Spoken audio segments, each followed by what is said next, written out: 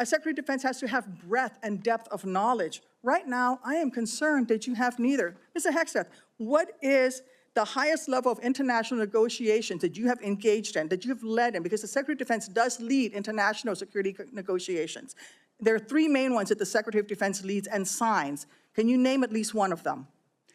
Could you repeat the question, Senator? Sure. What is the highest level of international security agreement that you have led?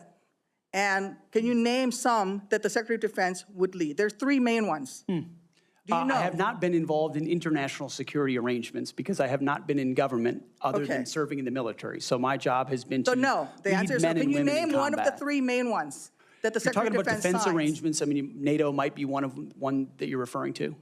Status of Forces Agreement would be one of them. You talked about the Indo-Pacific a little bit, and I'm glad that you mentioned it. Can you name the importance of at least one of the nations in the ASEAN, and what type of agreement we have with at least one of those nations? And how many nations are in ASEAN, by the way?